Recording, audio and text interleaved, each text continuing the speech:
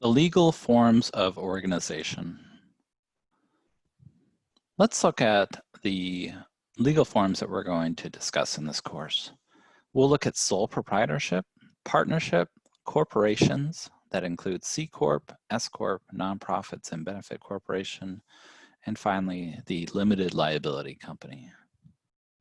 There are other forms of organization that may not be discussed in this course, and generally those are professional corporations that have their own structure. If you are an accountant, an engineer, healthcare professional, lawyer, social workers, veterinarians, there may be a special entity that you might form. So it's always best to take into consideration if there's a specific professional corporation that may be benefiting you. Often these can be determined if you join an industry association, which we'll discuss in a future video.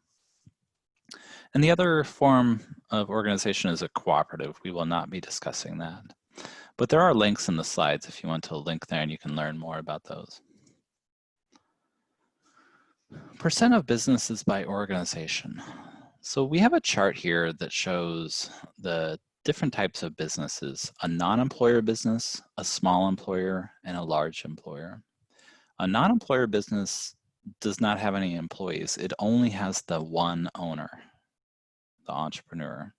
So they would consider that person not an employee, but the owner, operator.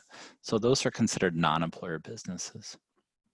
Small employer businesses are businesses with employees of 1 to 500. So that number of employees may seem large. If you had 450 employees in your business, you might say, wow, that's a large business. But to the government, they consider that a small business. So, and the last one are large employers, a category of businesses that have over 500 employees. If we compare that to the type of business, sole proprietor, partnership, S Corp, C Corp,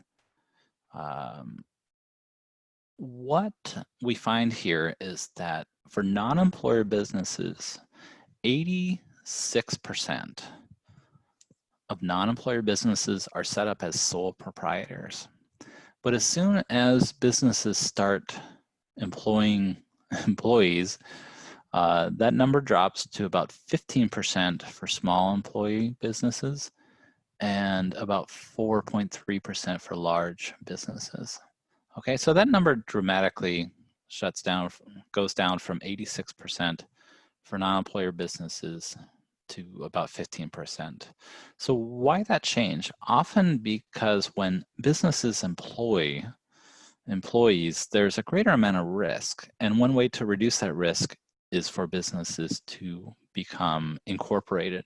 And so we see the jump from about 5% of businesses are S Corp or C Corps for non-employer businesses, but that jumps to about over 75% for small employees, with about 46.9% of small businesses are S Corps and about 27% are C corporations.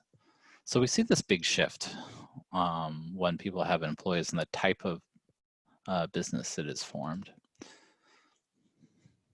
There are more information in the slides. When you see the slides, feel free to look past those. And these may be very useful for the groups to look at when they're working on their group assignment. You'll see a little bit about a sole proprietor, and then we look at the criteria, including ownership, reasons, liability, financing, profit distribution, taxation, and paperwork. And then we provide a little bit more information on those for each type of entity. And we list the advantages and disadvantages. When you're considering the recommendation for your group of what entity the business should form for your project, take a look at these slides and review them. And we'll look at partnerships, which we haven't discussed too much in the videos, but partnerships is a formal way for two sole proprietors to work together generally. Generally, there's a general partnership and a limited partnership, and there are differences there. So feel free to look through the slides for a little bit more information. Okay, especially these tables will be very helpful.